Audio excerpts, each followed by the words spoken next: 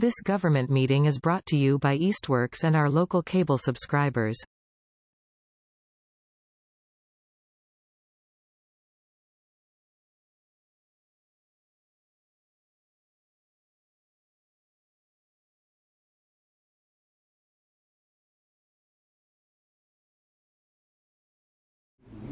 Okay, I'm going to call to order the meeting of the Southampton Select Board for January 21st, 2025 at 6 o'clock. If we could stand and say the Pledge of Allegiance, please.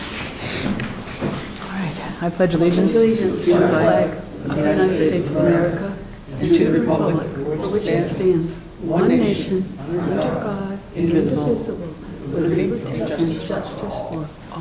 Thank you. I say sorry. My emphasis. Oh, no. You got all the words. Sometimes I wonder if I will remember. All right, everybody. Okay, thanks, everybody. We are live on Channel 191 for those who are watching. And we have a quorum tonight. I believe John is on his way. Stephen is out of town or not, otherwise not available tonight. I think he's not coming. He let me know. But I'm expecting John anytime soon. So do we have anybody here for citizen speak for anything that's not on the agenda tonight? Okay. Seeing none.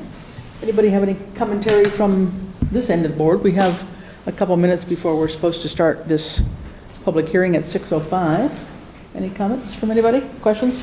General comments outside of our reports? You can, if you'd like. I'm just trying to fill a minute of time before we actually have fully called something to order. A minute of time. I can tell you a report from the Board of Assessors that we are doing a few things simultaneously in addition to our usual review of applications for 61 or exemptions, et cetera. And that is, we are looking closely at exemption levels and sort of clarifying whether there can be an adjustment on those. We don't have the specific data on that yet, and that's specifically senior exemptions. We also are very much on our agenda is to look at our Chapter 61 withdrawal process to make sure there's perhaps a way to improve that somehow, and so that's an activity we're doing right now. So that's the Board of Assessors. No, that's fine. We'll do the select board reports too. I didn't know if you had any announcements from your. You're going to be talking. You're going to be talking about Chapter 61. I mean, pardon me. No, 250th. I'm sorry, the 250th. We'll talk about it a little bit. Yeah. Do you want me to say anything about that now? You may say something about it right now if you'd like.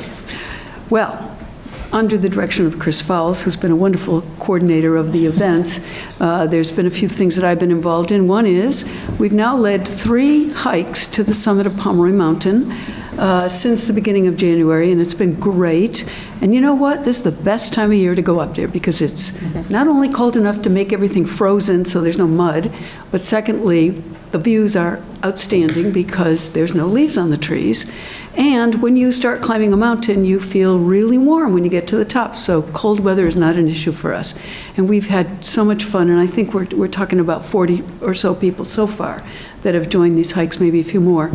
There'll still be more. There's none currently scheduled, but if you, let's see here, if you email me, cpalmer@townofsouthampton.org, you could possibly find out about future hikes. Additionally, we're working on the update of a points of interest map, which is something that was originally created in the 60s, updated again in the 90s, and we're working on updating that again, adding new points of interest. Some of them are no longer present because they might be on private property, and maybe making something a little more shelf enduring, in that the one that's currently there is kind of large and not necessarily to be posted on a wall. So we're looking for something that's really going to have a good shelf life and useful. And that's good. Is that enough? Yes, no, that's fine. Thank you for that. Since we said 6:05, I want to just, abide by that. Okay, very good. So we have on the agenda here at 6:05 public hearing, Eversource and Verizon New England. This is a continuation of a poll hearing on 33 Manhattan Road. So could I have a motion to open the public hearing, please? Motion to open the public hearing? Second. Second. Okay, all those in favor? Aye. Aye. All right. So, the purpose of this was to take a look at the request that had come in a few months ago now, requesting permission to do some work on on Manhattan Road to access residents at 33 Manhattan Road, primarily to look at installing underground conduits and cables. That had been a change of, a change of action, I guess, in terms of how it was originally proposed. And then at our last meeting in December, I believe it was, there was further discussion about trying to broaden that process, I guess I would say. And I'm going to have Scott fill me in on this, but we were going to talk to, I think, Eversource, Highway, some of the residents, and have a joint meeting to figure out what we could do as a more holistic approach, I think, to try and solve the problem in a way and make it, palatable for everybody concerned, and also just not putting a Band-Aid on something. I think that's why we kind of left it, which got us to tonight, which somehow has crept up very fast, frankly. So, Scott, update, please. Yep. So I've contacted Amy with Eversource. Unfortunately, we weren't able to get something together with all the stakeholders since the last meeting, so we're hoping to put something together next week or two. To bring all the parties, the neighbors, Eversource, Highway Department as well.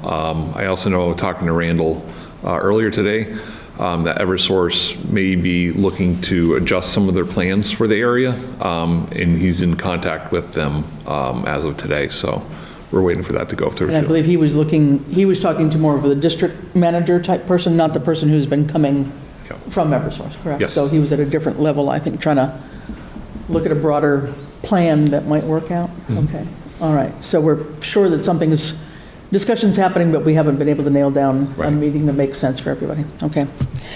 Sorry, guys. With that, I think what I would propose is that we need to then continue this hearing to another date. I would probably recommend a month. Yeah. That might be Our next such meeting would be... We could also have it in the beginning of the budget hearings too, on some of the off weeks, if necessary. When you were talking to people around town, or employees in town, did they give any estimate of how long it's going to take to get to the point where we can have the discussion? I don't want to reschedule it and then they're like, don't have the data or we're not ready, so. Mostly internal. We just haven't had a chance to put everything together. Okay. So our next regular February meetings, if I'm not mistaken, would be February 4th and February 18th? Mm-hmm. If we could go into the 18th of February? I would recommend that. All right. Could someone make a motion then on that? I'd like to make a motion to extend this hearing until February 18th, 2025. Second. Okay. Any further comment on that? I don't think we have much, unfortunately, to offer you tonight until we really have this meeting. I think it's a good sign that things are starting to happen, but, okay, so we have a motion and a second. You have a Oh, yeah. All those in favor? Aye. Aye. Okay, so the motion is made. We will continue this public hearing until February 18th, and definitely let people know that we will have that meeting and have some information to report back to you all. Okay. Sorry, thank you for making the trip out tonight. Yes, question? I have a question for Sure, you. sure. If we wanted to, we thought that they would be here tonight, but if we wanted to ask some questions, when would be the correct time to do that? At the next meeting? I think it would be, we will involve some of the residents, will we not, Yeah. in the meeting with Randall and the highway superintendent and the Eversource. So when we have that meeting scheduled, we'll reach out, and I think we've got some contacts at least, and the word will spread, I'm sure, but we'll make sure that that's possible. It wouldn't be a public hearing, it would be more of a discussion, sort of planning meeting, putting our heads together and figuring out what makes some sense, I think, from the way I understood how we left it, okay? So as it stands right now, nothing has been approved. We're going to have a No. discussion first. Right, yeah, absolutely, yep. And if you want to jot down your email to Scott, maybe that would be good, just a couple of you that are here, and then we'll make sure that you're notified when we have that, okay? Very good, thanks, and sorry for having you come out tonight. So.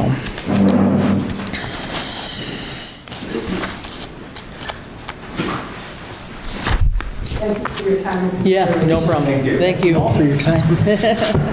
Thanks a lot. Okay,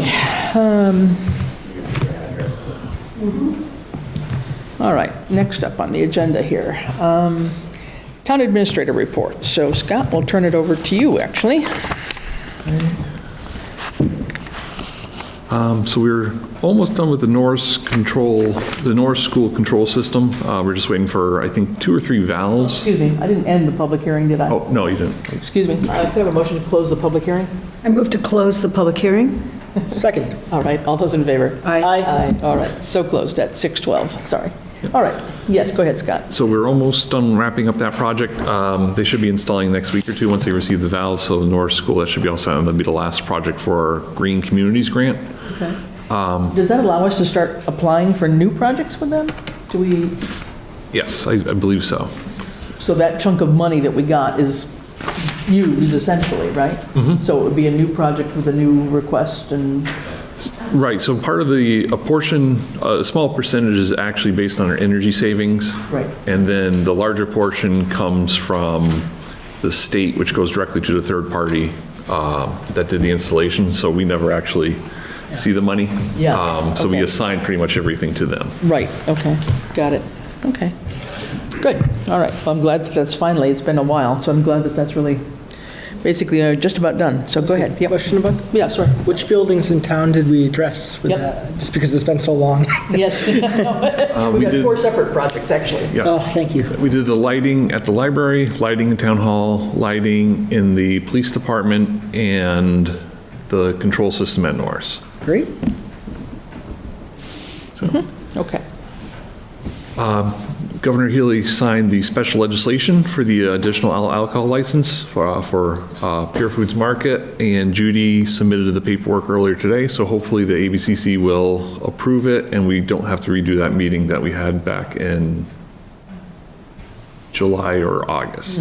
So Okay. hopefully, worst case scenario is we'll just have to re-advertise it and then bring it before the select board for an official vote. So, but hopefully they'll recognize the vote that the select board's already taken. Yeah. We don't have a sense of how quickly they move or how often they meet or anything? Well, I'm curious. I don't think it should take that long. Yeah. Yeah, as long as the application is in order, which I believe it is. The legislation, everything's been done, so Yeah, it passed the legislature and the governor signed it, so it should be something with a little bit of weight behind it, maybe, for ABCC to consider, hopefully. Okay, hopefully. So hopefully it'll be approved and we don't have to redo the meeting, so. yeah, okay, very good. Okay, sorry, go ahead. We had our first meeting with the Zero College Highway stakeholders last week. We have, on this Thursday, we're going to have our first public input meetings. There's going to be quite a bit coming up in the next month or two, so there's going to be different groups that we're targeting. So if you see something that may be targeted for something else and you're not part of it, don't worry, there's going to be a ton of open meetings for everybody to kind of have their say. We're just trying to kind of look in specific groups right now just to build the foundation. So Thursdays is going to be the Public Safety Building Committee and the Senior Center Building Committee. And then we have a 4 o'clock session with internally for some of our boards and committees that we did an invitation to. After that, we have hopefully all the abutters and some of the businesses received the red postcard. I'm going to be handing some out as well tomorrow.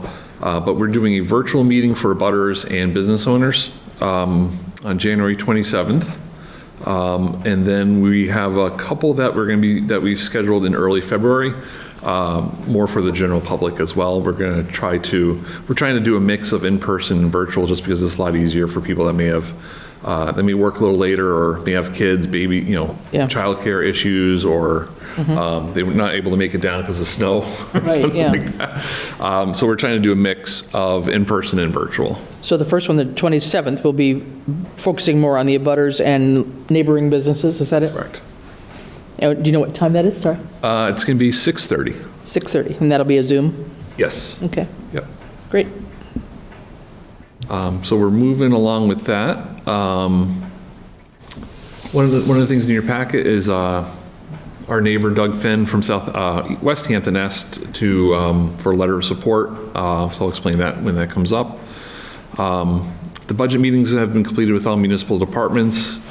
Hopefully, I can finish up the boards and committees this week and then forward all the requests in the new format to the select board and then the finance committee early next week. And then I'm also going to start with working on revenues with Bradley, since we're now up to date through December. So we actually have a good 6 months of actual revenues. Good. That's great to hear. So- Very good. Thanks. So we're going to be working on that. I have not hit the total button yet, so I don't know. I'm not sure exactly where we stand so far, so I'm crossing my fingers. And I have been in contact with Hampshire Regional Schools as well. They had the central office budget presentation a couple weeks ago, and then 2 weeks, I think it was last week or the week before, they did the specific for the school, the Hampshire Regional School.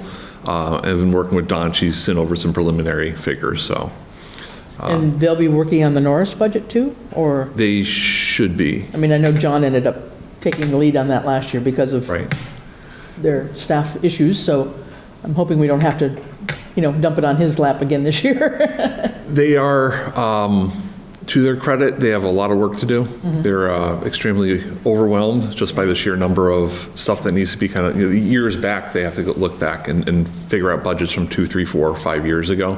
But they're getting it done, and they're really trying hard. So I don't think we'll have a repeat of next year. We've also reached out just to see if we can finish up FY25 as well, so we can get the free cash certified. So that's one of the last things that we're waiting for. And then I think in here too, I'm sorry to interrupt you, you were having budget hearings, Judy's working on scheduling some budget Oh, yes. hearings themselves. Yep, so sorry about the error. I know John had mentioned that he was gone for February 11th and he wanted to be here for some of the meetings. Unfortunately, we scheduled the police, fire, and highway for that night, so we're going to try to rearrange everything so that some of the different smaller departments for the first night, and then we're going to have the big departments a little bit later on. So we have 3 days scheduled. We should be able to get mostly everything in on those 3 days. There might be a few ones that will bleed over into the regular select board meeting, and I'm going to try to use that one for like the town administrator, budget, the treasurer, collector, the debt, the employee benefits, the more Yeah. generalized ones. So Okay, that sounds good. we'll try to do that, and then we'll have second hearings as needed in early March. Okay. Great. And then I do want to recognize the fire chief, who received a grant. Let me just bring it up here.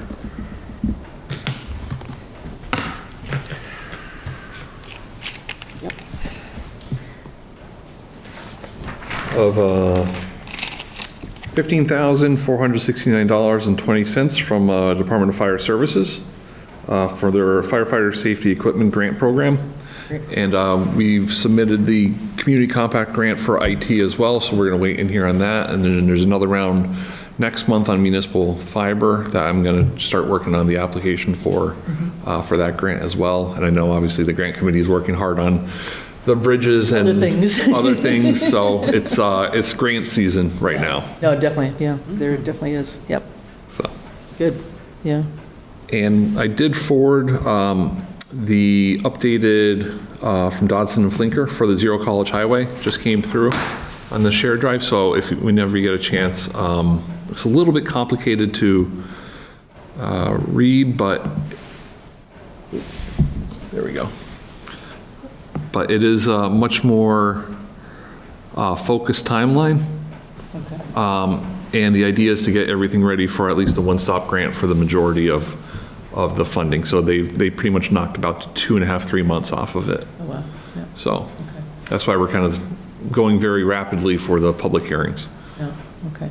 Can we be sure we get this up on that new web page? Yeah, so just to remind people, we have on the special projects page in our website, we've got 2 or 3 special projects here. You've heard me talk about the 250th anniversary, but that's where the railway study, sewer study sits, and then the land use planning part, acquisition and planning information will be up there too. So this will be great, yeah. Good, I'm glad to see that. Okay.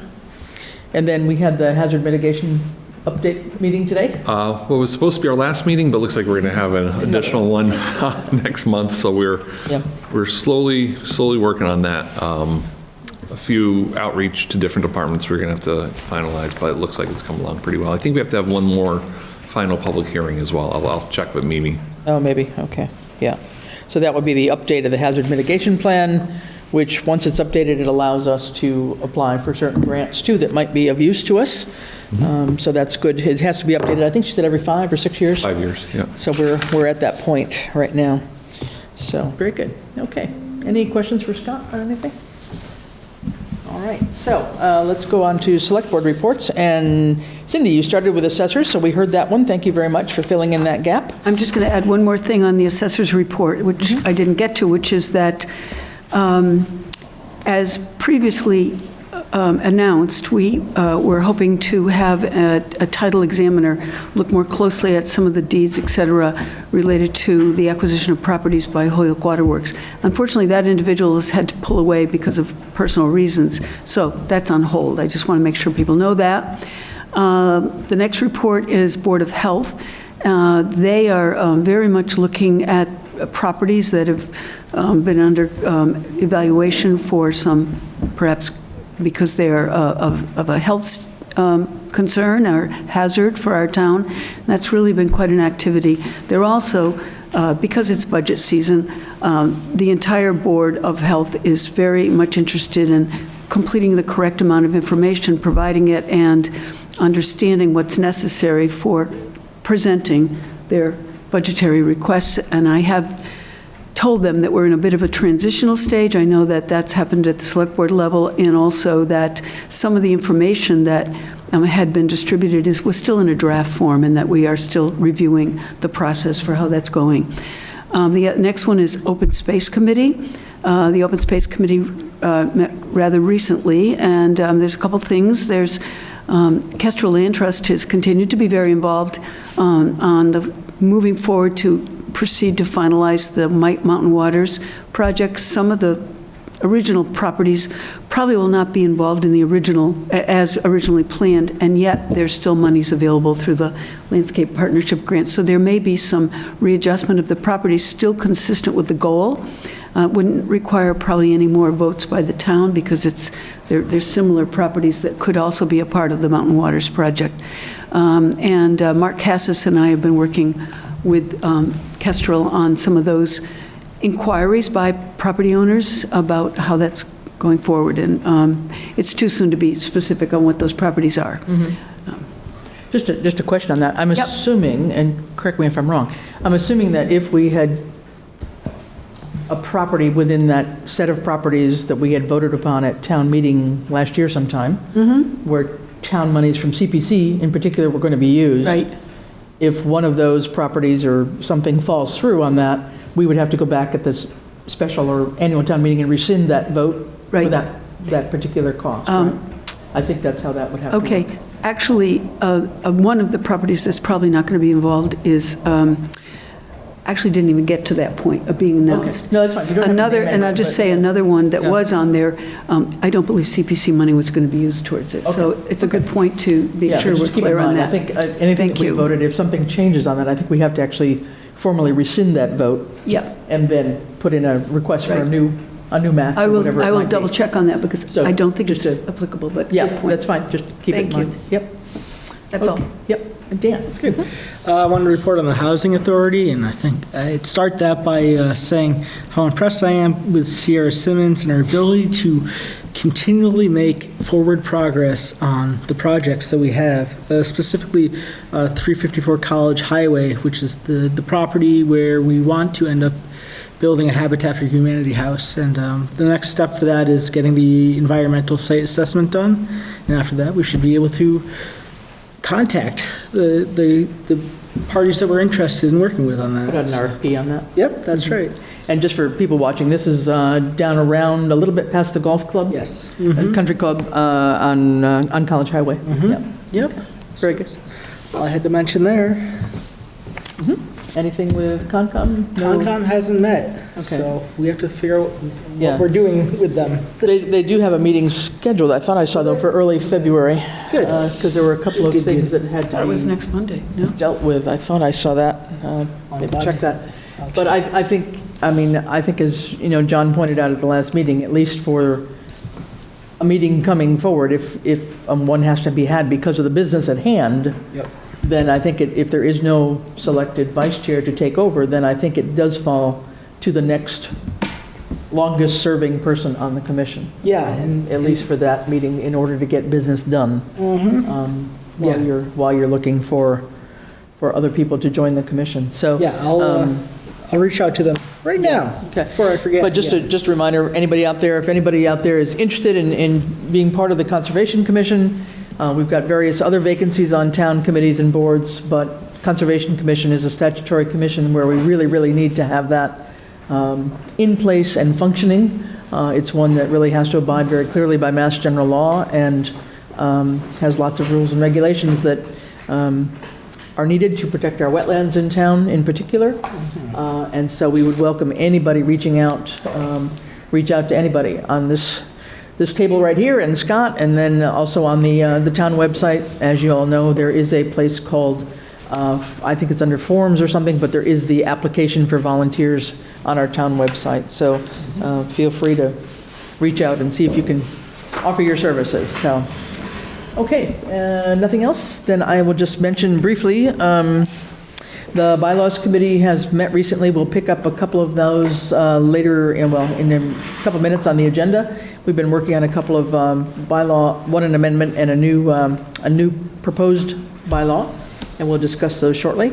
And then we have, basically, Grant Committee has been meeting, having a couple of work sessions to try and work on the Mass Trails grant, which is due yet again. We've applied for this probably 3 or 4 times now, and we are hopefully in the last stage of needing to request design, permitting, and engineering funds to finish off the full, or at least close to the 75% design of the Greenway bike path.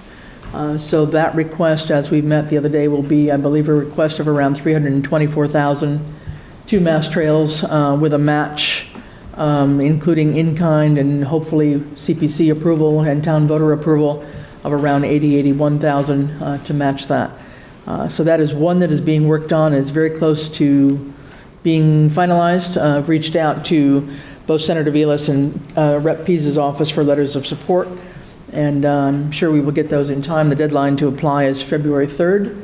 The second one we're working on is to try and pick up what was the Mass Trails grant that had been awarded via Concom, basically, to do this, it would have been the second phase of the Manhan Meadows Sanctuary down here on East Street. Those of you who are familiar with that area, there had been a first phase which had rerouted the trail to a little bit of a safer, what shall I say, safer place on the slope before you descend down into the meadows a bit. It will actually have an entry point off the future greenway, so right off the rail trail now.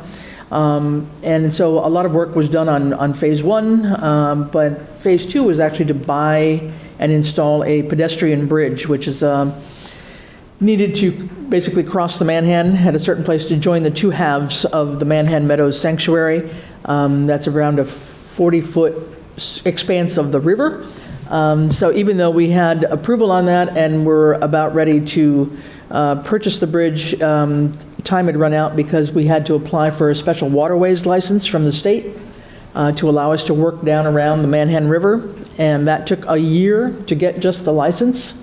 So everything halted, and by then, timing on the grant had basically come to a standstill, and unfortunately, because of where Mass Trails gets their money, they were not willing to do another time extension for us. And so we are picking that back up again and trying to see how we can reapply and actually acquire that bridge, and then also probably look for separate funding for the installation, because the installation turns out from the engineering specifications that we've been able to get from a couple of people that have been consulted on this, needs to be a little bit more robust than what had originally been planned. The bridge itself is pretty pretty simple fiberglass, able to be installed, carried down, installed by volunteers, as has been done in several other conservation areas.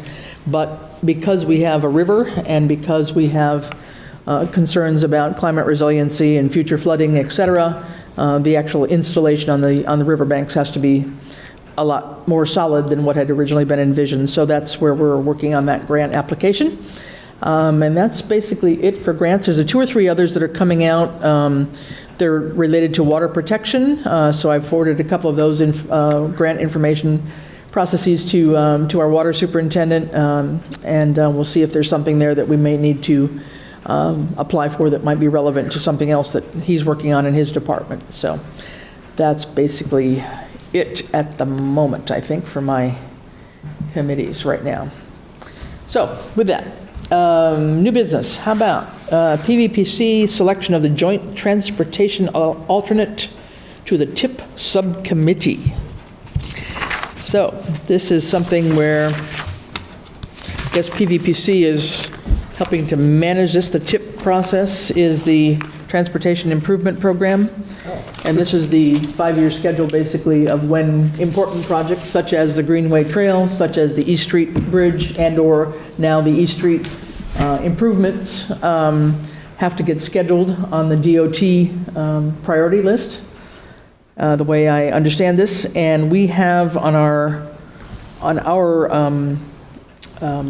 roster, I guess, that Randall is our representative to the Planning Commission for the TIP Improvement Program, but we need to have an alternate member, and so I believe what we need to do is to propose an alternate member to the TIP Transportation Improvement Program Subcommittee.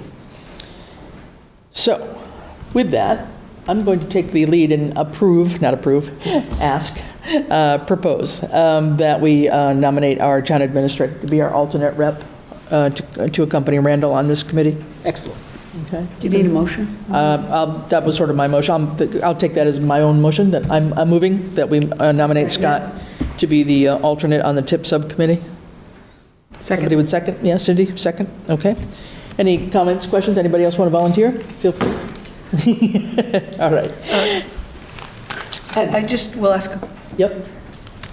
No, I thought of another individual who has a lot of background in transportation and engineering. However, he's not here to speak for himself, so I guess I won't raise the name. That was what I was Right. going to say. Yeah, no, this would be, part of what we would normally do with PVPC is, as a municipality participating in this program, Okay. we need to nominate someone to be that second person in case Randall doesn't attend. I think from what I see, that's what we need to do. So we have a motion and a second. All those in favor? Aye. Aye. All right. Scott, you're it. So we will work out our response to that. Was an email that's due into someone before the 31st. So we can work with Judy and make sure that that happens to this person in the letter that we got from PVPC. Okay. All righty. Let me pull up, I think the next thing is going to be just some town bylaw drafts, and usually just for people's edification here, whenever the bylaw review advisory committee takes on either amendments or new bylaws before they go to anyone, basically they come through select board and have a review and comments on them, and I hope people have had a chance to take a quick look at them, but I've asked Scott to put them up. Actually, Scott, maybe if you could pull up the, and that email was the actual bylaw itself. That's an attachment to it. Yeah. So the, no, not the application, the other one. There we go. Right, so we can maybe make it a little bit bigger. There we go. So this is a proposed new bylaw for the use of public buildings. We have really not, actually, I guess technically I should check that. I believe technically this might be an amendment. I take that back. I think on the books we have one sentence that says public buildings are non-smoking. I believe that is the only thing that we have as a bylaw for this. There we go. So we thought that this probably needed a little bit of expansion given the number of requests that we get for outside groups to come and use town hall for a meeting. Some of the friends groups, the community chorus, for example, uses the senior center, various others, request from time to time to use one of our rooms for a meeting, and we really had nothing in place procedurally. So this is a proposed draft of this, and it basically is focusing right now pretty much on town hall as we know it, and it's basically looking at community use of public buildings for non-work related purposes. So both Norris and Edwards Library have their own policies already, and this is quite honestly modeled somewhat after that. So it's not somebody wanting a space, it's not for individuals, it would be for a group. We can, I don't know if people have had a chance to take a look at it, but we're proposing an application, so a written application, which was that first attachment, which we'll go back to, 2 weeks in advance to the town administrator. That's what this one is focusing on, and we could just make that a little bit bigger, Scott. Thanks. And so this is basically just the people who are the group that needs to use it, what the event is all about, what kind of time is needed, how many people might come, just because we do have on some of the offices or some of the spaces here, we have a per person limit, right, by the fire department capacity. If it were the senior center, did they need to use the kitchen for just some snacks or whatever? Do they need any audiovisual equipment? What kind of program are they putting on? And then basically describe what it is, and pretty much saying that, it's up to the group that wants to use the room to arrange it to their needs, but they need to return the room like anybody would assume, I think, returning the room as you found it. If there were refreshments served of some sort, then the kitchen and table areas need to be cleaned up and trash disposed of. If we find that there is major cleanup to be done after the event, we're proposing anyway, a fee for custodial services may be charged to the group by the town administrator at a rate of 1.5 times the hourly wage for those employed to correct the problem. So rather than, having a fee or anything like that to use the room, this is basically not a chargeable occasion, shall we say, but should there be some extraordinary cleanup needed for some reason, we have the recommendation that we're making that be an option of the town administrator to do that. So that's the actual application, and if you want to swap back to the other one a minute. I think that's pretty much, so yeah, just in terms of procedure, this is mostly that. Just how to contact the town administrator to get access to the key, lockbox, closing down by 9 p.m., talking about what's available, some of the same things I've just said, actually. Any kids that might be attending an event, depending on what the event is, they need to be supervised by adults. Materials won't be sold without permission of the town administrator or designated staff. Raffle events should be coordinated with the town clerk's office. There's usually a permit of some sort required there, I believe. So basically, it's pretty self-explanatory, I think. For people that are watching tonight, it is on the town website, so take a look under government boards and commissions, look under bylaws committee, and you will find a link to this draft. So if you have any thoughts and comments on it, but we can leave it out there for maybe, I hadn't thought about it, but maybe 2 weeks in case there is any public comment to come in, just write into myself or the town administrator with any comments or questions you might have. And then if we're basically okay with it, we'll bring it up at one of the February meetings so that we can sign off on it, and then it would go down to KP Law for their review, so that we could get it on a special town meeting warrant. Cindy, questions? I didn't know if I saw this. Does it say where to send the application? Is it to the town administrator office, or does it say it has to be approved by the town administrator? Where to send the request? It might be in the... And would an email be sufficient, meaning with the attachment completed? Email with the attachment, yes. The main thing is to fill out this form. So, yeah, it doesn't have to come in hard copy, it can be an email. I'll make it into a PDF fillable. Okay. Right, yeah. And maybe provide a clarity as to how that can be done and to which email address.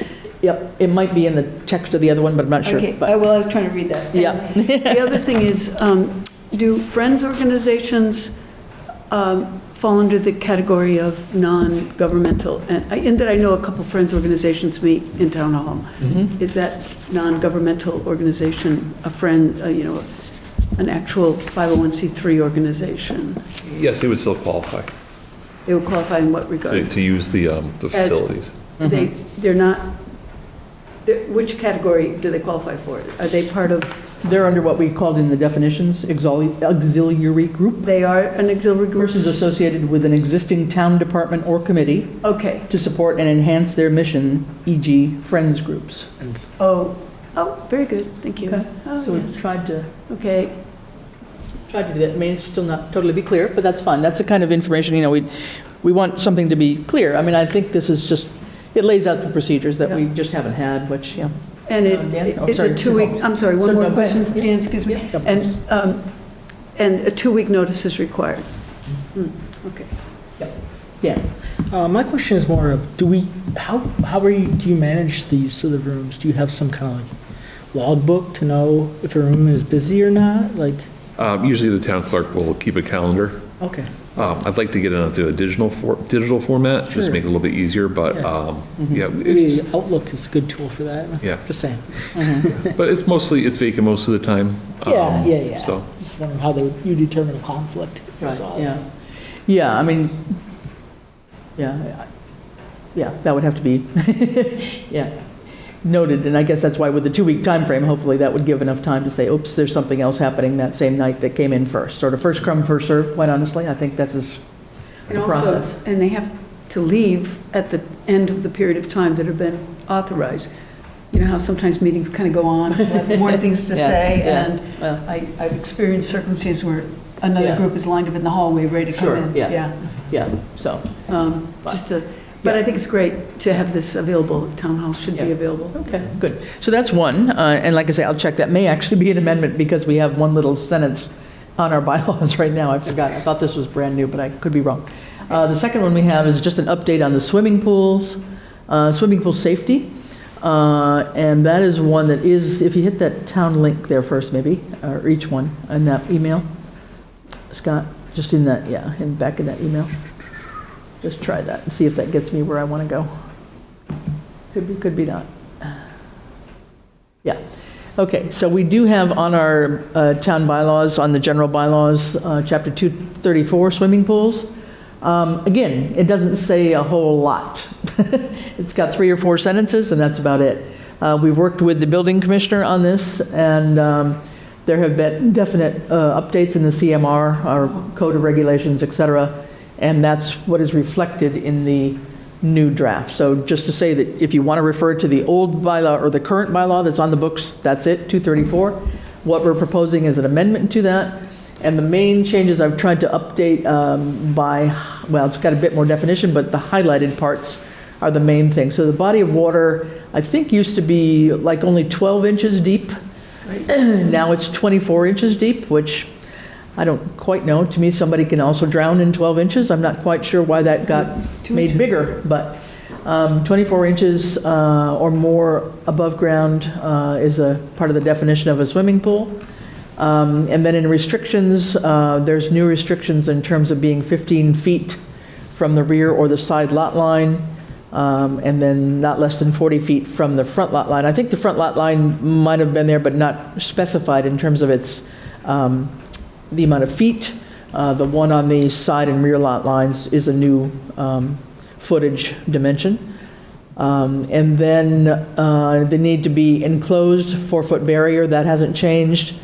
But there is some changes in that the chain link fencing mesh size shall not exceed 2¼ inches.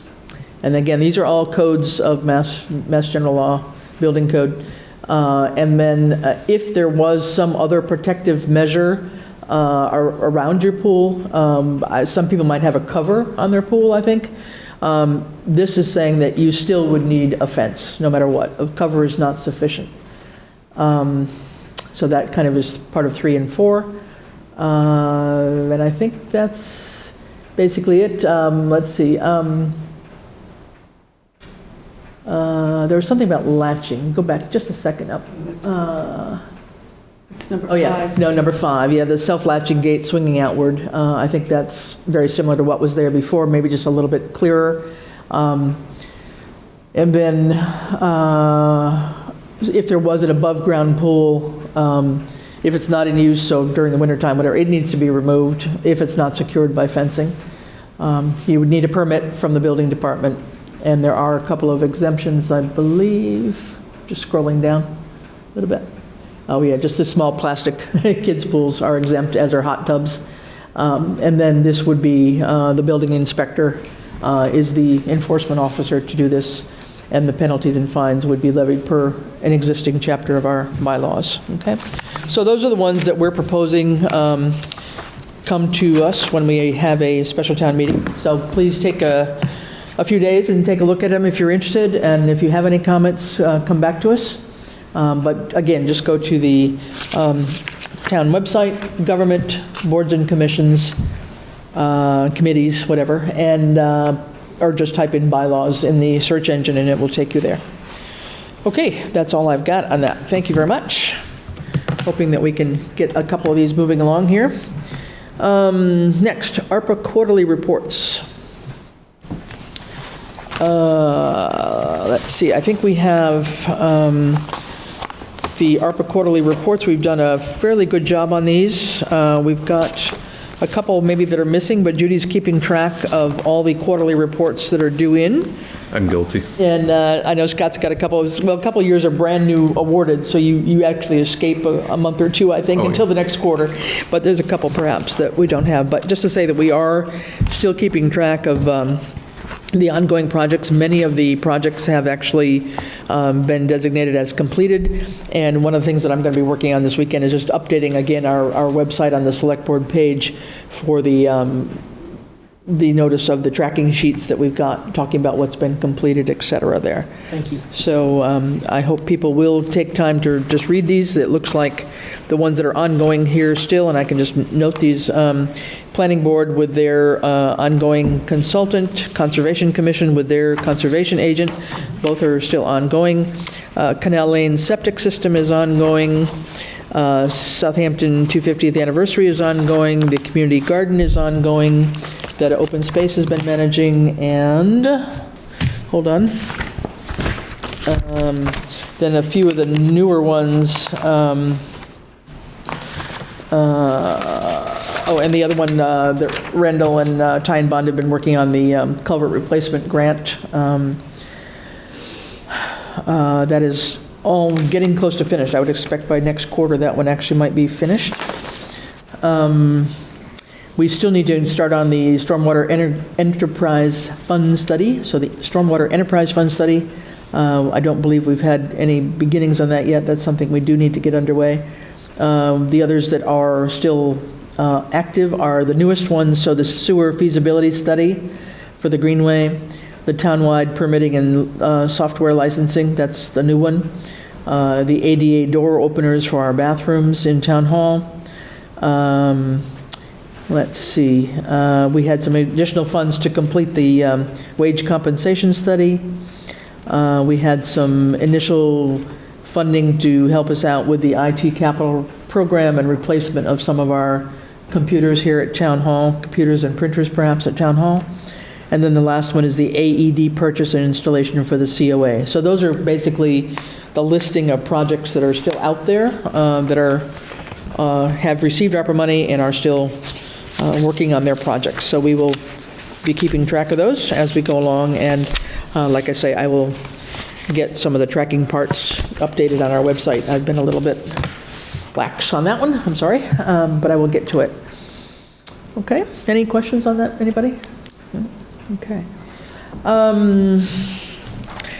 Don't think I have anything, and we'll take a look too and get the ARPA financial report up. Bradley's been keeping track of the finances as everybody's been submitting their request for reimbursement. I believe he's been unraveling some of the issues that we had with the school and some of their earlier projects.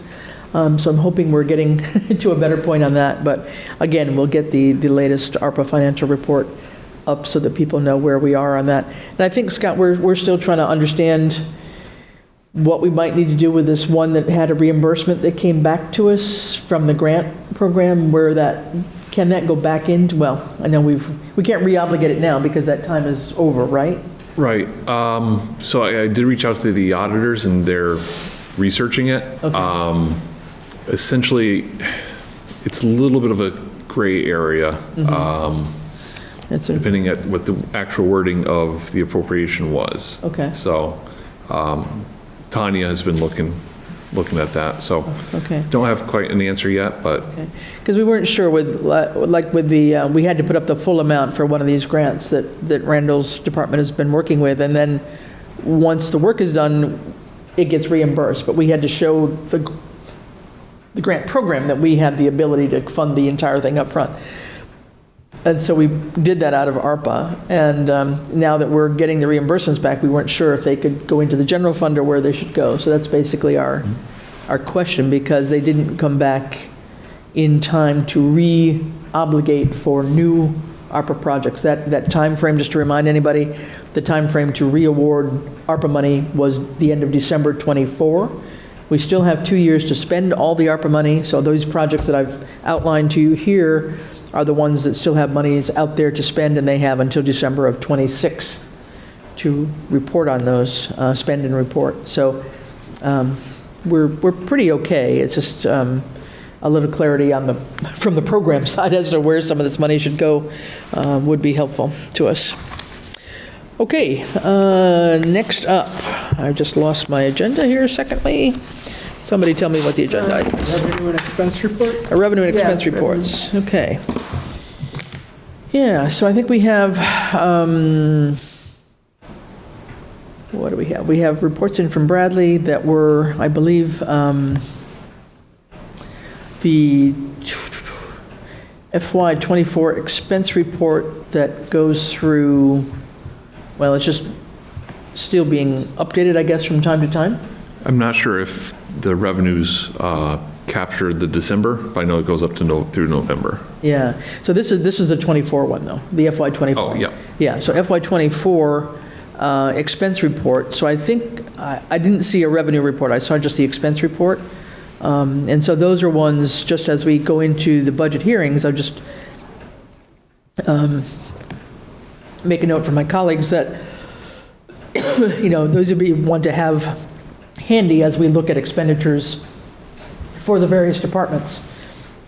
Although the budget sheets this year may show us that, our actual spending versus our projected spending. So at least when we want to question somebody, we can say, well, you had this much last year, you only spent this much, so why are you asking for X again, right? So this 24 expense report can be useful in that regard. But we do also, so this is what you were talking about, I think, Scott, we also have the revenue expense reports for fiscal '25, and you were saying now the revenue goes up. This one looks like it's through November, but he's done through December. Yep, just last week he finished it. Okay, great. So we have a better handle on this, and this will help us going forward in budget season as well. And this, I think just a note, for the most part, at a glance through these with a mid-year look in mind, we should be on any of these, or if you just look at the last column, we should be at least 50% spent, one would hope, in that neighborhood. Some are 100% because they're upfront costs that we pay all at once. There's some that, I will note, and I know this is on your mind, Scott, on this one already, our legal expenses for this fiscal year, we're already at 76% spent. Yep. And we've got 6 months to go. So I think we just have to be very judicious in terms of how we need to use our lawyers. I know we have been having to do a lot with land acquisition and various issues from the Board of Health as they're looking at some of these properties that they're trying to clean up, et cetera. But just to say that will go down pretty quickly on that one. So just to note that a lot of these, if as you go through them and you see things that are, already more than 50%, it's maybe, again, a red flag just to keep in mind when we do our budget hearings with these different departments and just, have an idea on that. But is there any concerns that you have, Scott, other than the legal line? Is there anything else that's getting to be problematic from what you know? No, there was an error with our technology that we were double billed for final site.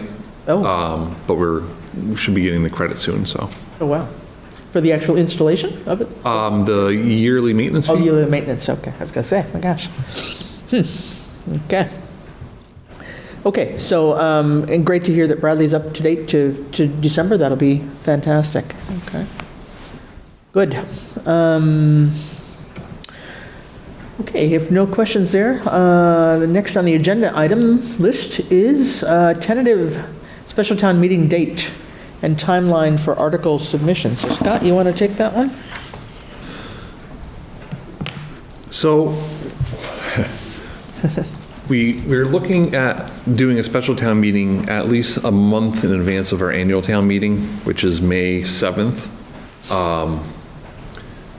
We're getting very close. One of the reasons is we are waiting for HKT Architects to finalize the feasibility study for the redesigned public safety building complex. We did actually get an email a few hours ago from Janet, just about, they are making progress, but we haven't seen the actual designs yet. They have an estimate for the potential square footage. Okay. But again, no estimate yet. So really, the special town meeting is contingent on getting something from HKT so we can actually move forward to present to town meeting for both the OPM costs, the owner's project manager, and the architectural fees for both the public safety and the council on aging. So we will need, by law, we have to post everything within 14 days, and it's probably going to take at least 1 to 2 weeks for me to prepare everything and get everything organized, and that's cutting it close. Right. Well, and I think we don't, with our May, so it'd be a Tuesday meeting usually, right? So I think it's probably May 6th, I believe, maybe, or For the annual town meeting. for the annual town meeting. That would be May, and it's on a Tuesday, so that would be the 6th, correct? Or am I wrong on that? Right here? Oh, I'm sorry, the first Tuesday in May. Yeah. Yeah, So that would be May 6th would be our annual town meeting, and that's pretty much a date certain.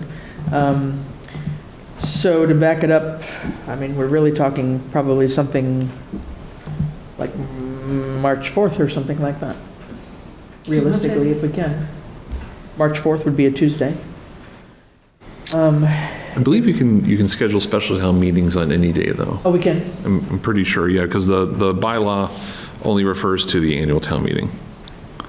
Okay, well, interesting. Traditionally, we've done it, recent tradition, we've done them Tuesday evenings. I know during COVID, we had different ones. We had them during the day. We've had them on Saturdays in the past, and there was some talk about doing that. I didn't know, though, because that's in our bylaw, the annual town meeting is in our bylaw. I don't know about the special town meeting.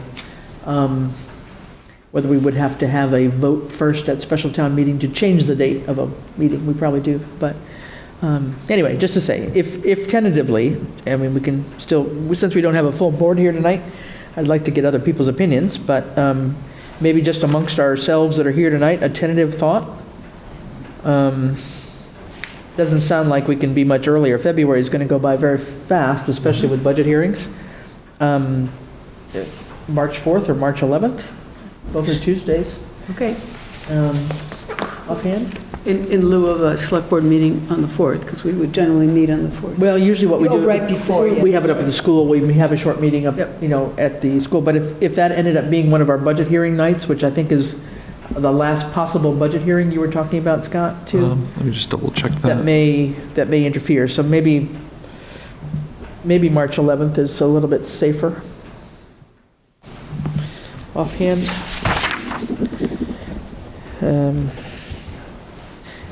And hopefully that might work. So the budget calendar.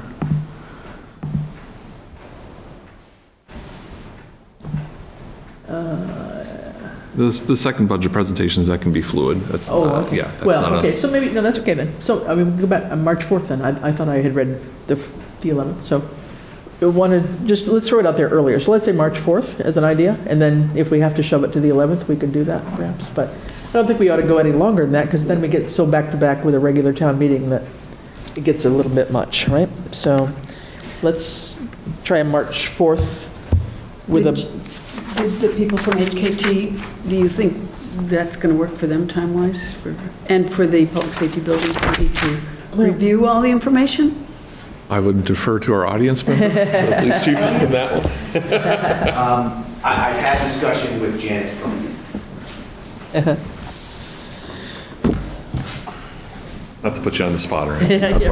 I've had discussion with Janet from HKT and explained the need for this at a certain time. I haven't gotten a response yet relative to that. So I have to respond to the email that Scott referred to earlier, and when I do, I'll ask again. I'll be responding tomorrow. We just got that email later this afternoon. So I'll ask her again to give her a time, you know. Yeah. No, that sounds good. I mean, well, I think, they need to understand that we're jammed at a certain time, and I think they need to work with us. I mean, Yes, We've been trying to follow them, but at the same time, I think, we've got a give and take situation here. There is, and one of the hardships that that Janet expressed was that a cost estimator had been deployed. He's in the military, so he had been deployed, so that's kind of a holdup for them. So I wasn't expecting that programming that they sent today to be as soon as it was, so that gives me high hopes that I'll get an answer Good. soon. Okay, that's great. Okay. All right, so let's aim for the March 4th, and with that, we definitely have to publish, so 2 weeks ahead. So we need calls for articles anytime. Yep, no, I did mention at the last department head meeting. Okay. We have an internal list going. There's quite a few things from the treasurer, a few motions for that, maybe a little bit requests for legal funds, as well as hopefully by that time the free cash will be certified, I'm hoping. Yes. As well. So Okay. we do have a running list getting together. And that would include some of the boards and committees as well? Haven't reached out to them yet. Okay, so there might be like CPC usually has something, and The assessors might have something we're thinking about. possibly, yeah. So there might be, just to add them, but they would be in on the department meeting anyway, on the assessors, right? Yep. So that we would want to, usually we put out a call saying, all articles, all draft articles for consideration should be submitted to you by X date, so whatever that date Yeah. Right. you want to make. 2 weeks out from today is the 4th of February. Sound reasonable? I think so. It might be an opportunity just because I know it'll be an active town meeting, especially given the topics. Yeah. We might want to think about using the consent agenda for the first time. I'll recommend to Yeah. Robert. Yeah, okay. Consent agenda. Mhm. I don't understand that. A consent agenda is when you lump together uncontroversial items, so if like a budget transfer or like an unpaid bill, so you lump them all together and then one vote would cover them all. Okay. And it makes the meeting go a Like little it. bit Absolutely. That's fine, but should there be others from, that are not yet on your scratch list? Anybody that's got one to suggest, they need to get something to you in terms of what the topic is, at least. Sometimes some of the committees, just for the future, you've already been through one, so some committees will try and draft something themselves for you to polish up and have KP Law look at, and others just tell you the topic, so it depends on how you want them, but let's just say that, maybe we should just put out a note that, those that might have articles for a special town meeting, to try and get something to you in a couple weeks, you Yep. think? Yeah, okay.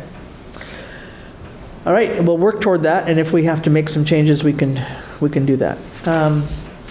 Next up, Green Community Grant. I think you talked about that briefly already in your report, so I don't know if there's anything else to say on that. The railway sewer study, any next steps on that? Not yet. We still have to get the cost analysis from Ty and Bond for the next phase in that if we want to go forward with it, so. Yeah, and the plan there, so that would be the next phase would be to do what again? Remind me, I'm sorry. They would actually get out in the neighborhood, talk to different residents, see if gauge what the interest level is. Then they would also do the technical designs and then allow, so we can actually go out to bid for that. So it's kind of like the public facing to see if there's actually a, Sort of community engagement part right, of it? community engagement part of it, so. Okay. And that would be something that Ty and Bond would probably do themselves? Okay. All right. So to be determined on that one. HMP update, talked about it briefly, but we'll have another meeting on that. So that's just basically looking at the last hazard mitigation plan and some of the high, medium, and low priorities for protecting our community from potential hazards. Some that might be carried through that had not been completed before. Maybe some new ones as well. So hopefully there'll be just maybe another meeting on that, and then a report to be issued by PVPC on that. All right. This says clarification in salary plan. I think that's probably classification. Yes. Okay. Yeah, Scott.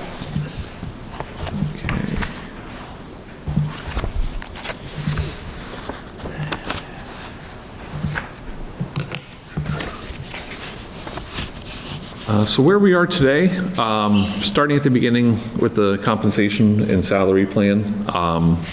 Over the summer, we were able to complete a market compensation analysis by looking at and then getting the information from 15 comparable communities. We were able to formulate the salary tables and then create a grading structure for all the different positions, the exempt and the non-exempt. We were, with the help of Art and Deb, we were able to actually regrade all the positions to the best of our ability. The select board 2 meetings ago accepted the salary tables as well as the grades of positions. And that kind of brings us to tonight, which is actually placing the employees within the new salary table. Afterwards, during the budget sessions, we're going to have to determine what FY26 COLA may look like. Over the next 6 to 9 months, we're also going to be updating all the job descriptions, regrade the positions as well, and then implement any of the additional changes for next fiscal year. So this is really, unfortunately, it's a square peg in a round hole type of approach. Imperfect, but it gives a step forward. So it's still going to take a little bit of time to get everything together. So we're still working off of old job descriptions. We have to get a good job description format together. And then regrading the positions should be relatively easy. Yeah. So some of the jobs, so I hate to bring up the Collins Center again, but some of the job descriptions that should have been, would have been done under that process never were kind of up to snuff in terms of what they should have been or included or... Right. So the Collins Center had people redline old job descriptions. I wouldn't take that approach. I usually use a form that helps pull out the information from the board or committee or the supervisor on what the position should be doing.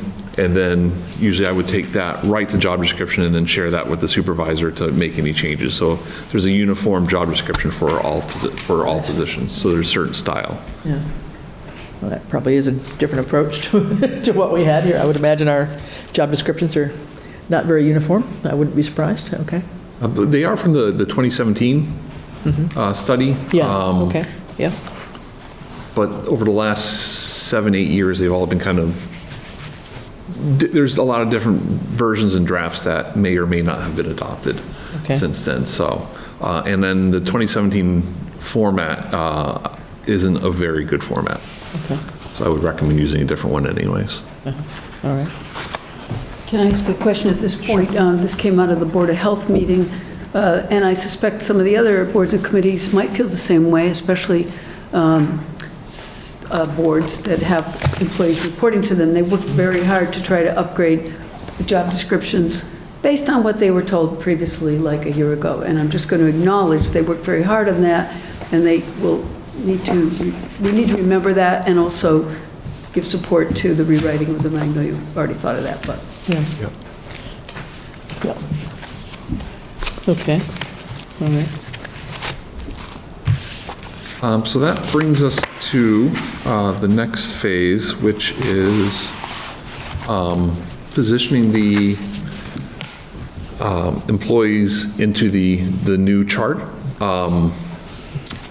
We had the original $20,000 that we appropriated last fiscal year for this purpose, as well as the additional $15,000 in ARPA money. So it's about $35,000 total. Again, the idea was to make it at least halfway through the year.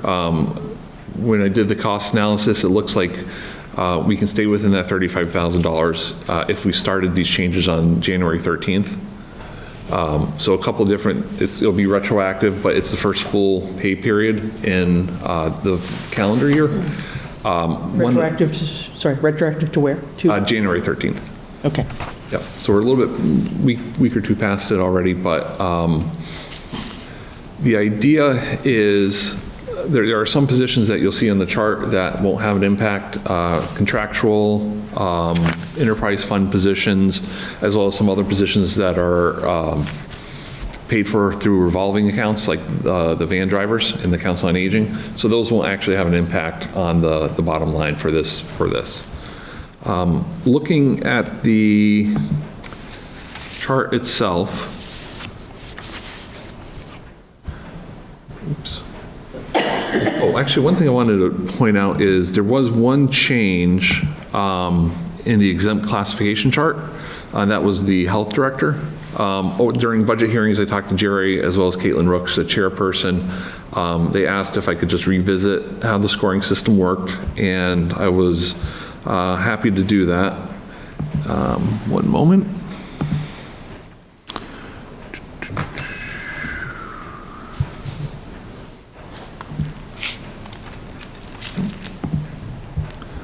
Sorry.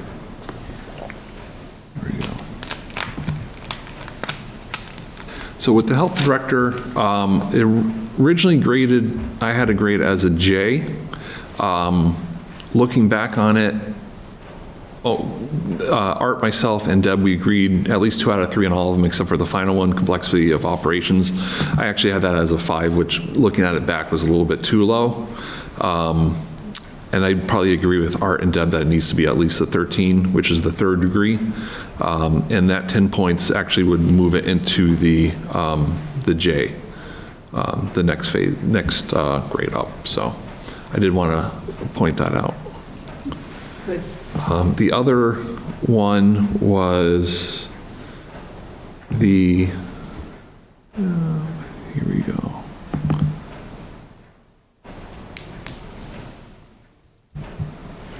Veteran Services Officer, which I thought up to this point was actually hourly, but it's a stipend position.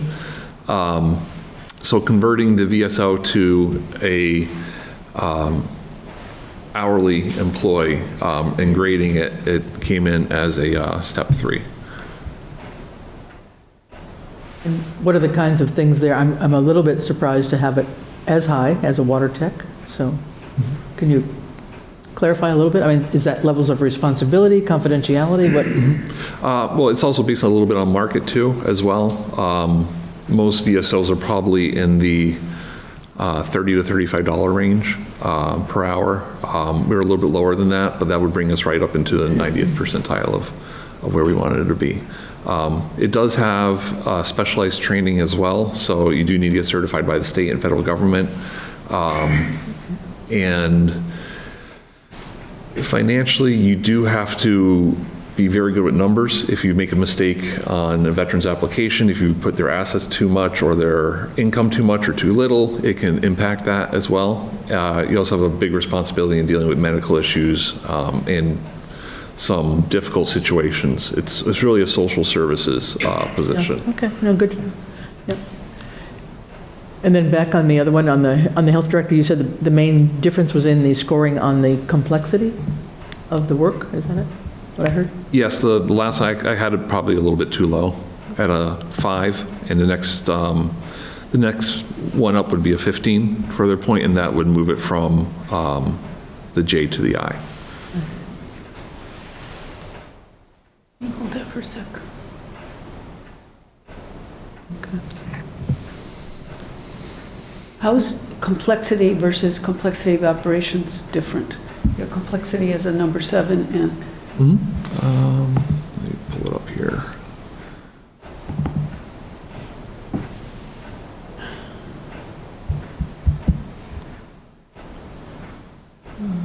Experience, accountability. This one is complexity of the job, and then the bottom one is complexity of subordinates.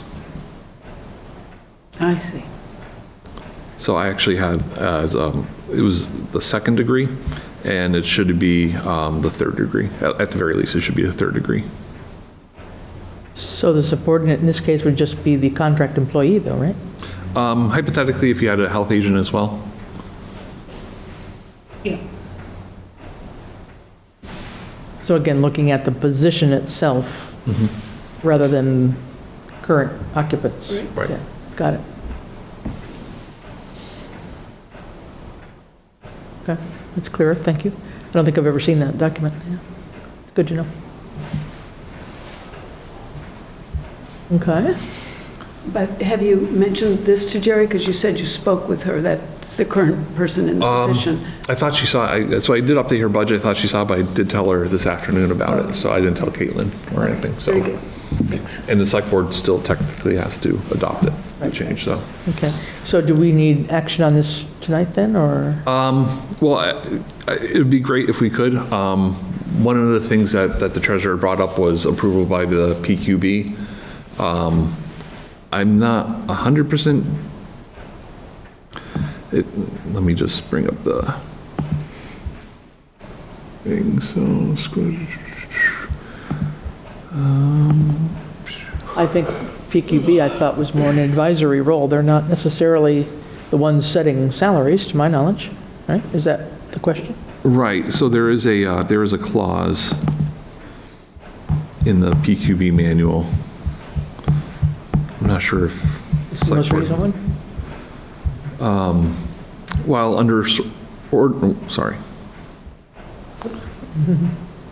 well, under ordinary circumstances, the personnel rules and regulations should be closely adhered to. They are nonetheless guidelines intended to ensure the town's personnel practices are fair, equitable, and transparent. Accordingly, they may be modified or amended by the select board upon recommendation by the PQB or upon select board's own initiative.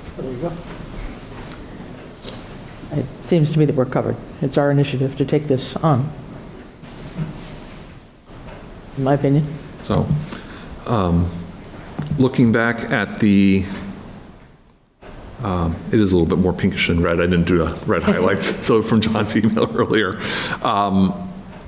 It is based on the current one, so contractual employees were not included, enterprise employees are not included, elected officials weren't included as well, or vacant positions.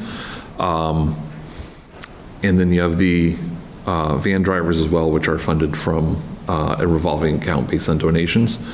Most of the exempt employees were at or near market. They were either a step 4 or a 5, with some getting closer to a 7.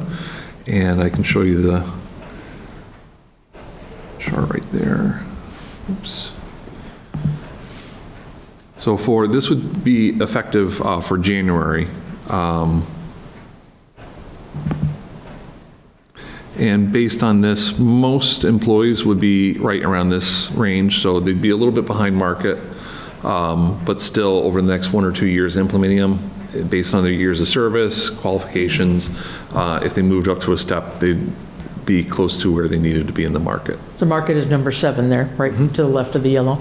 Yep. And then we still have to write some new policies regarding the merit-based part, which we have to get to eventually. So you're saying most are falling in that 5 range right now? In this, this general quarter or half of it right here. So that gets us to what, I think we were trying to say, what, up to 90, was it 90% of market? Is that what we were aiming for this time? And that would be step 7, would be 90% of market. One of the other, so I did meet, during the budget hearings, I did meet with each department to discuss this, making sure that internal equity and external equity was taken into account. There were a few changes based on, how many years of service they were here, and, when they came with the town. No one had their salary decreased, so I just want to point that out. So it does look a little bit uneven at times, but that's because a lot of these might be redlined, so they'll maintain the salary until their proper step would catch up.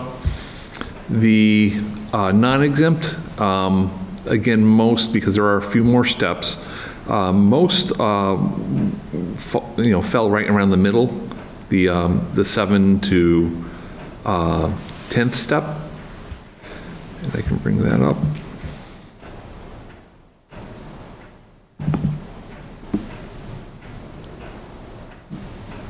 So right around here, the 10th step is considered market as well. So unlike the exempt, where you can exceed the market, we use the 10th step as what the market should be. So after a number of years, they move up each step, and then they would eventually reach what the market is.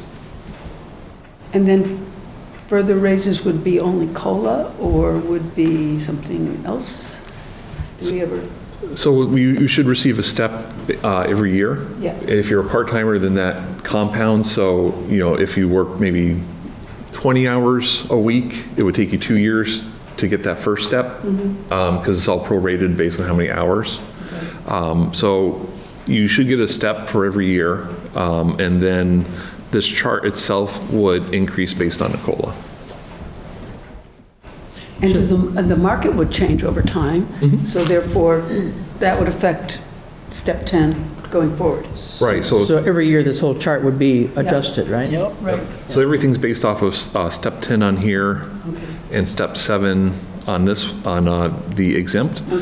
So if it's 1 or 2 or 3% COLA, essentially those two columns would be adjusted, and then the formula would go backwards, so. And if I understood you from previous meetings, there would be also a process for employee performance evaluations, and Yes. you haven't mentioned that tonight, but future. that's in the future, yeah, but it's important to understand that's part of the ultimate process, right? So ultimately, steps should not just be time in the position, but merit-based, so you wouldn't get a step unless you earn the step, Correct. as well as do the yearly thing as well. So you have to have the time and earning the step. For the exempt, it would be this area right here above market, which would be merit-based. So that would be part of a performance review. Okay. And my thought is when we move to that, at that point, we need to have some HR department in place, right? We need some people who are informing that process and keeping track of our employees and helping Scott do these yearly reviews, because it can become a full-time job for It is a some, full-time job. right? So I'm wondering if this next year is the right time to start talking about a HR and manager. Or contractor or something, right? Yeah, and I think Take the too, next step. just to clarify though, I think, most of these would report to their department head for the evaluation. There's only a certain number of people that report directly to Scott. So some of the. Department head or board. In some cases, there's a board involved. Board of Assessors, Board of Yeah, Health. but I'm saying that Yep. Scott's direct reports are like, what, 5 or 6 maybe, I think? Yeah. Something like that, out of the whole crew. But what I heard a little bit from what Dan said, and which I think is true, is I'll just put my own words on this.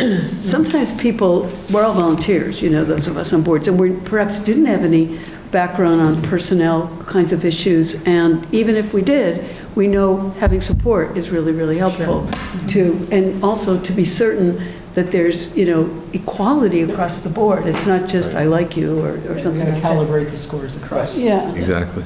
yeah, and training, et cetera. Yeah. And dealing with any issues. Yeah. I'm pretty familiar with that structure just from Wellesley, which was all volunteer-based, so I can dust off my old PowerPoints and old manuals. But it could be, something, probably not for this budget year, but next budget year. Well, I think it's important to bring this up because there's people in the public that are listening, and we're taking all this really, really seriously. We're looking at fairness, clarity, market-driven, and supporting people to do the jobs they're doing. Yeah, and unfortunately, we had tried through PVPC and a DLTA grant a couple of years ago to have a shared HR person amongst various towns, and that didn't end up being Yeah.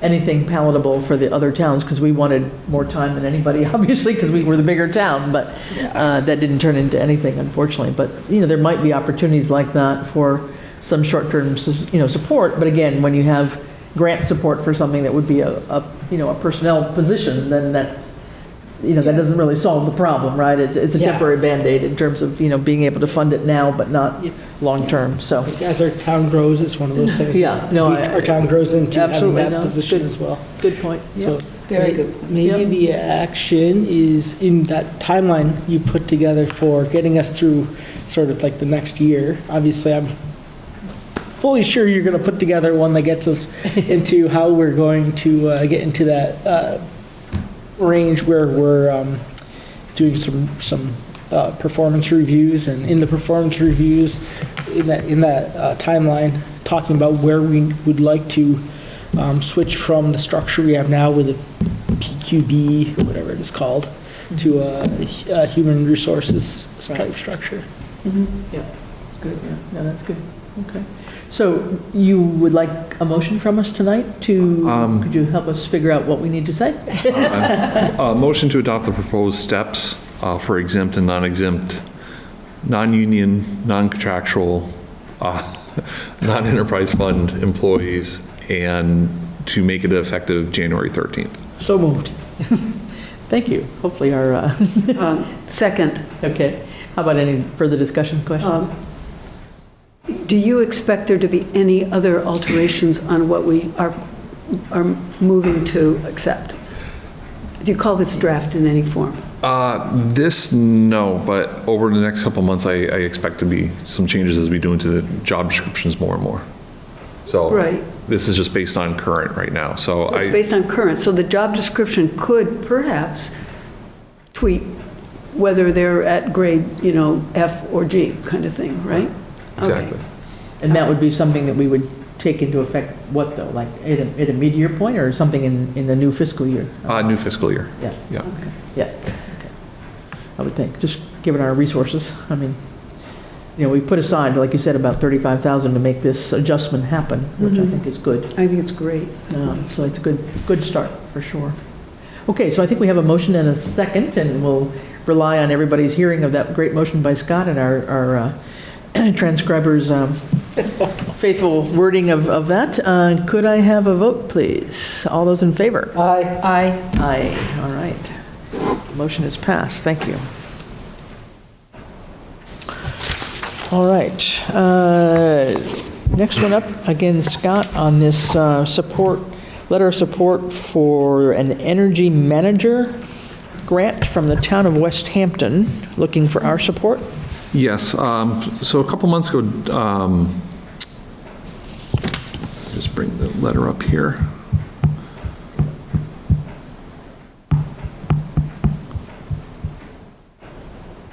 I think. Oh, I think I went too far. Yep. It'll just be,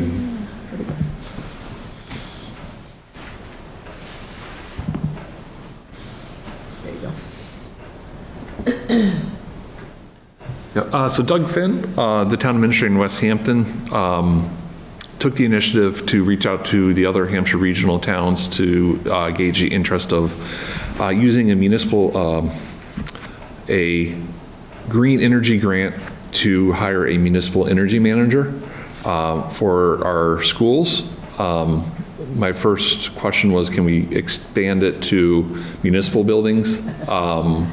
And although that was well received, they thought it might hinder the grant application process. So this is actually very common to a lot of school districts, that they have a municipal energy manager for them. And historically, they've seen quite a bit of savings. Everything from switching to LEDs to properly timing, buildings for energy usage. So this would be a shared grant position, funded by a grant that would go to the different K through 12s regionally and work to reduce the energy costs. Hopefully it catches on and we'd be able to extend this to municipal buildings eventually. But Doug is asking for support of the select boards of the towns. I did talk to Dr. Perone, and he is supportive of it as well. And then Doug had drafted a recommended letter of support, which I would change a little bit here or there, but essentially it's And this would cover, obviously, all the, not only the high school, but all the member towns with their primary schools. So this would be in addition to what we've already done at Norris with our Green Energy Grant, our Green Right. Communities Grant. Yeah, 20 years ago, the city of Chicopee did this, and they've saved hundreds of thousands of dollars. It was a paid Yeah, position. wow. So the return on investment is definitely there, especially if you can get it through a grant. Yeah. Do you have a sense of what kind of qualifications this person would have? I mean, what constitutes an energy manager? Just curious if you had that Energetic. discussion. If you had that discussion. I'm just curious. 20 years ago, I wouldn't know, but now I would probably, defer to Doug, but, green energy is now an actual position. It's a job now. So I'm not sure the exact qualifications, but they're definitely out there. Is this a possibility of Southampton, outside of our connection to Hampshire Regional High School, utilizing the expertise of such an individual for our own purposes? Can we save thousands of dollars? I think we could, and I'd like, that was my first question to Doug was, hey, can we include the municipal buildings as well? So. But I think start with the schools. I think you don't want to complicate the application. I agree with you. Yeah. And schools are the biggest driver of energy I costs, have a so. question. You might have said this earlier, maybe I missed it. Is there a cost to Southampton at all for this, like grant matching or anything? No, it should be covered under the Eversource and National Grid. Okay. Where's the, And Doug is actually the one filling out the grant application, or? yes, he's taking the initiative. Mass Save as well, yeah, so it's a I think they have. MEM grant through Mass If I'm not Save. mistaken, they have a grant writer up at the high school, do they not? I think this has to be through the municipality. Oh, okay. I'm not quite sure, Yeah, but probably so, yeah. But if he needed some technical help, I mean, I think they actually have oh, they were going to, I don't know if they got Right. that filled, but they were going to have a professional grant writer, so I don't know. Okay, Can I ask another question? What is Doug Finn's role? Is he the town administrator in West Yes. Hampton? yeah. And it would be actually a West Hampton employee that would service the entire school district.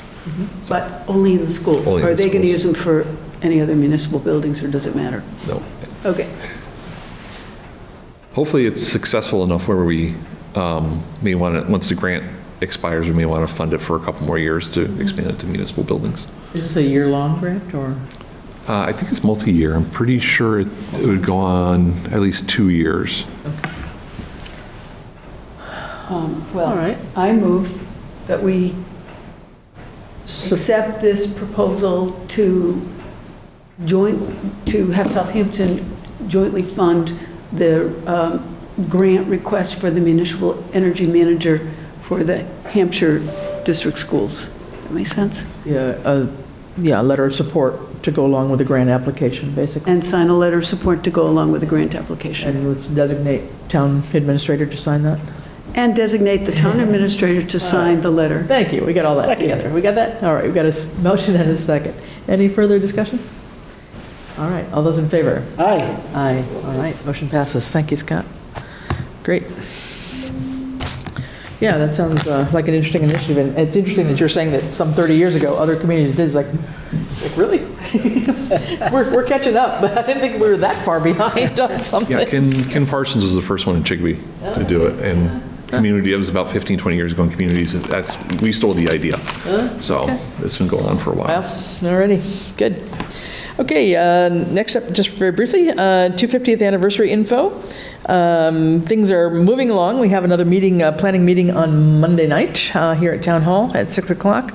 Activities are in process. There's 2 activities being planned for February. We're waiting on some final details and descriptors so that we can put out the word on that. But offhand, save February 15 and February 25 on your calendars. And I'm hoping within a few days, couple of days, I can get some information out to you. There may be one event will be here at the Senior Center that will be a speaker from the National Park Service talking about the Underground Railway in Western Massachusetts. So that will be an evening session. And then we are looking at trying to do basically a Valentine's music bingo at Paisano's Back Room on the 15th. So that's in process. We're working out some of the quirks on that, so hopefully we will be able to do that. So as soon as we get some information out, we will do that on the website and through our Facebook page. As you know, we have a separate 250th anniversary group Facebook page, as well as the page on our website.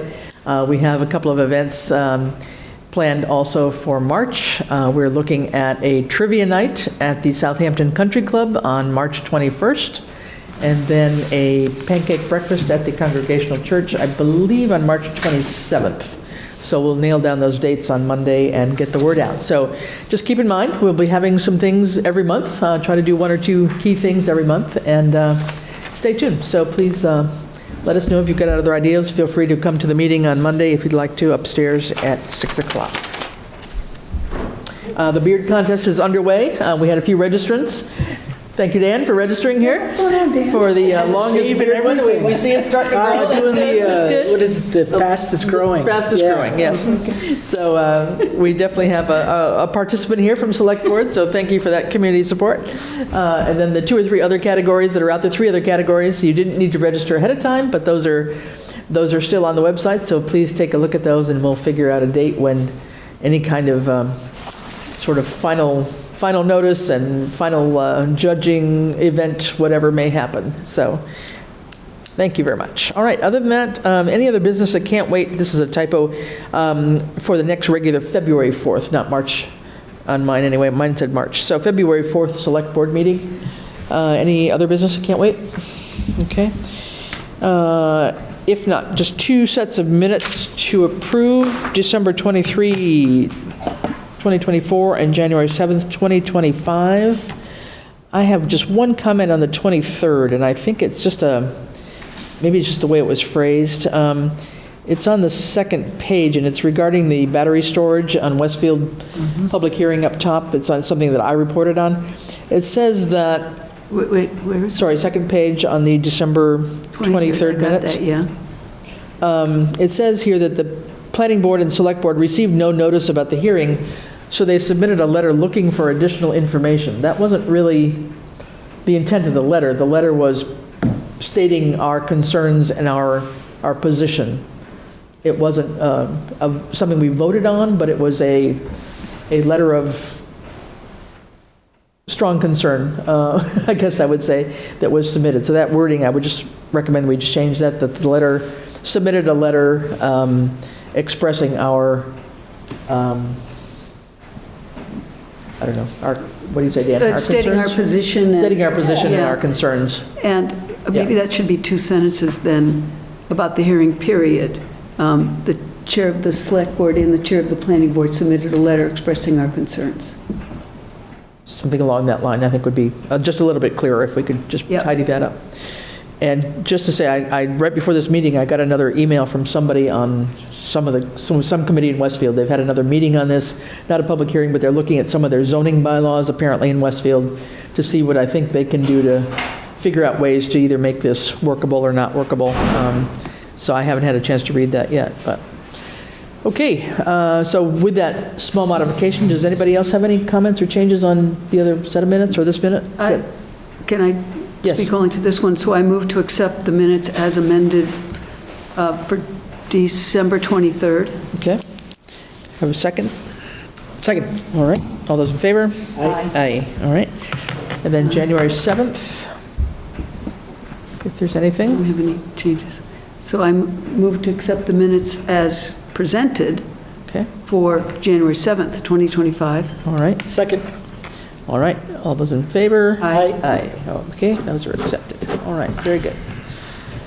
Okay, and then next up, we have some PCFs, and then we'll be on to the last part of business.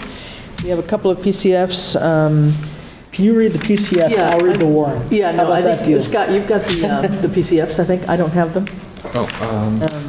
We just read this, or it's got to have more? Well, Okay. yeah, I mean, whatever. Sorry, Judy forgot to hit Oh, send okay. earlier. Yeah. You could go ahead and read them, Scott, if you want. We have, looks like 6 of them altogether. First one is we have Jeffrey Spratt as a part-time police officer, $23.72 an hour, 19 hours per week. Is this a new position, or what That is is a new hire. new hire? Okay. Ian, you want to say anything, or? If you have questions, I can certainly Yeah, take okay. questions. Don't know if anybody does? No? All right. Why don't you go through them all? I think we can take the first 4 together and then take the last 2 together. How's that? New hire John Conway for the fire department at $18.42 an hour, part-time as needed, non-benefited. This is a firefighter EMT mix, okay? We have a employee change for Tyler Pascal, who resigned effective 3/9/23. The chief's doing Seem a some little old. We're doing some cleanup paperwork here? All right, then I take that back. Let's do the first 2. So we have the approvals for new people, for Jeffrey Spratt and John Conway. I move to accept the approval of the hiring of Jeffrey Spratt and John Conway. Second. All right. All those in favor? Aye. Aye. Aye. All right, thank you. Okay, let's take the 2 resignations together. I had caught this, yeah. So resignation Tyler Pascal, 3/9/23, and the other one? Sophie Marini, 10/23/23. Also a resignation from the fire department. I move to Okay. accept the resignations of Tyler Pascal of effective 3/9/23 and Sophie Marini resignation of 10/23/23. Okay. Second. All right, all those in favor? Aye. Aye, okay. So thank you to Chief Fasoli for cleaning up some paperwork, obviously, cleaning up his roster. And I didn't ask, but I'm assuming both the other 2, Jeffrey and John, they've already gone through PQB, right? And have been signed Yes, off all on? these were approved Thursday. All signed, okay, very good. And the next 2? The first one is from the Council on Aging to increase Andrea Baraxis's volunteer coordinator hours from 10 to 14 on a temporary basis, as well as from the COA Pamela Connett, program coordinator, increase from 14 to 18 hours per week on a temporary basis. And these are due to Kate's position still being vacant. I did talk to her just to push her a little bit on filling her old position of outreach coordinator. The outreach coordinator. And we do have some pretty good candidates that we're hoping to fill that in as soon as possible. But this would just be a temporary increase in hours while that position remains vacant. Okay, so that's normally a 12-week time frame, or it can be less? It's a maximum of 12 weeks, is that it? Yes. Yeah. So it could be less if we hire somebody in between time, is that Yep. right? Not to exceed 12 weeks. Yeah, Yep. okay. I move to accept the temporary increase of hours for Andrea Barexis, working in the Council of Aging, from 10 to 14 hours per week, temporary basis, and for the temporary increase of hours of Pamela Connett, who is currently the program coordinator at the Council on Aging, from 14 to 18 hours per week. Second. Okay. All those in favor? Aye. Aye, all right, so approved. And next, we have 1 PRF for a part-time police officer, I believe. And maybe, yeah, Ian, why don't you come tell us a little bit about that, yeah. Is that in the package there? It's on my list here. Not sure. It's on my list, but anyway, yes, go ahead. So the last PCF that you had just seen, that closed out our most recent posting. We had a posting for 2 people. Those 2 people have been hired. great. And Jeffrey Pratt was the last person on that posting. Okay. I have received some interest in a position, a part-time position, so therefore I'd like to post another posting Oh, I to see. get permission Okay. to see if I can hire one more officer, part-time officer. Have another part-time one? Yes. Okay, basically same terms and conditions It's, as... for the most same part, as with the other- exception of a pay increase due to the contractual changes in the COLAs for the next fiscal year. Okay. But everything else is the same. All right. So this would allow you to post the PRF, or the job description Job for a description, part-time... right, Job right. description for a part-time Right. police officer? And it's because the previous posting is now fulfilled Yeah. with Jeffrey Spratt. Okay. But that position had garnered more interest than just one person, so I'm looking to see if I can add one more to my roster. Okay. Might be interesting to write these just to say, more than one person may be hired or something when you, I don't know if you can put that language in the I notice. I think the Personal Policy Procedures Board wants, how many people. Yeah. I don't know if they want me to just be able to have an open enrollment and just Yeah, keep probably on not. hiring. It's probably true. Good point. All right. Could we have a motion then to approve the posting of a new a new posting for a part-time police officer. I move that we approve the posting for a part-time police officer. Second. Okay. Any comment, anything, Scott, anything on that? No? Okay. All those in favor? Aye. Aye. All right, so be it. Thank you. All right. Thank you. Welcome.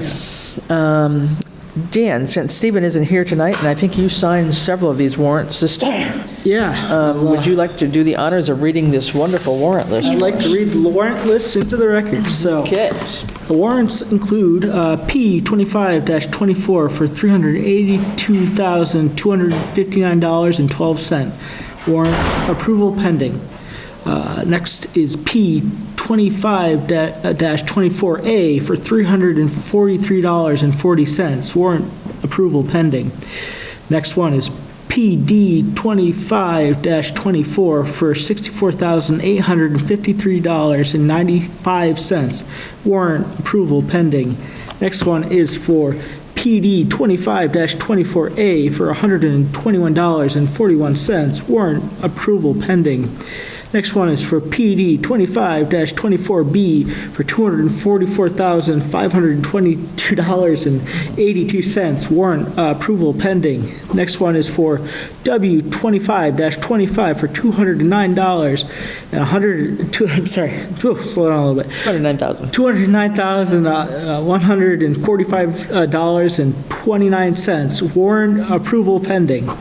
Next one is for PD 25-26 for $339,452.58. Warrant approval pending. Next is for PD 25-26 for $55,851.31. Warrant approval pending. Next one is for W 25-27 for $249,381.11. Warrant approval pending. Next one is P 25-28 for $349,411.84. Warrant approval pending. Next one is for P 25-28A for $3,136.89. Warrant approval pending. Next one is for PD 25-28 for $779.96. Warrant approval pending. And finally, PD 25-28A for $57,211.97. Warrant approval pending. Okay, thank you very much. That's a lot of warrants this time. All right, very good. Okay. Under old business, I think we've talked about several of these things. We haven't had anything starting yet on the Stormwater Enterprise Fund. So that's something we need to get underway. Federal grants policy, we were going to have a second reading on that, I think, Scott. So we probably need to pull that up, maybe our next meeting or something, if we've got a Right. draft. We had I don't a think first draft. at some Yeah, point. we haven't really discussed it in too much detail yet, so. Yeah, so at some point, we need to, I mean, we brought it up one other meeting. I guess we didn't do we had a draft of it, though, did we not? Mm-hmm. Yeah.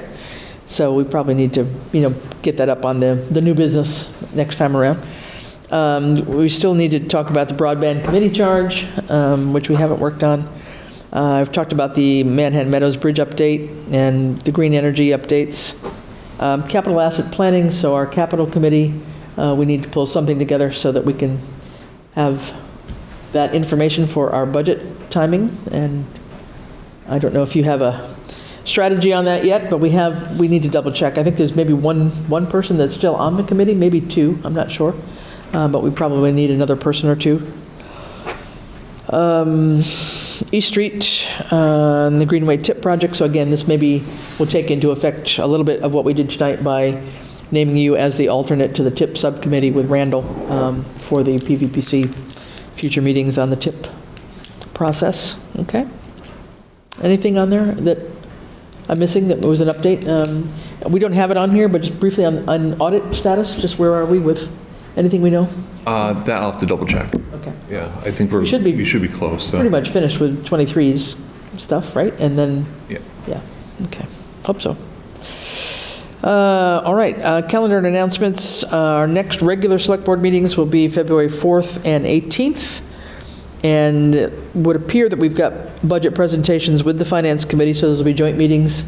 And those will be upstairs, I believe, right? We're going to televise them, but they'll be upstairs? Yes.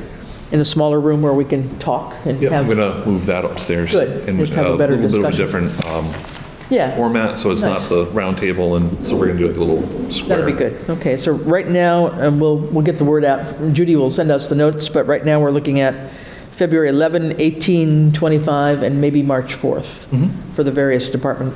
Do those begin at 6 PM generally, those meetings? I I believe think so, so, yeah.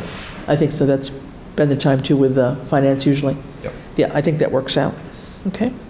So that's kind of the plan. We've got a few busy meetings, busy month of February, obviously. Good. All right. So that's the end of our regular session. We will be going into executive session. So I move, Let me read the reasons. Let me read the sorry. reasons why. So we'll be moving into executive session for the purpose of discussion on MGL Chapter 30A, Section 21A1, to discuss strategy with respect to collective bargaining or litigation with non-union personnel if an open meeting may have a detrimental effect on the bargaining or litigating position of the public body, and the chair so declares. This is Highway Union. And MGL Chapter 30A, Section 21A2, to conduct strategy sessions in preparations for negotiations with non-union personnel, or to conduct collective bargaining sessions or contract negotiations with non-union personnel, highway superintendent, and town accountant. I'll take a motion to adjourn and move into executive session, and we will not be returning to open session. I move that we adjourn a regular session and not return after executive session. And move into executive session. Yep, okay, can I have a second? Second. All right, we need a roll call. All those in favor? Aye. Roll call. Palmer, aye. LaValle, aye. Fowles, aye. Okay, thank you. We are adjourned at about 8:50, thereabouts. Sorry, 7.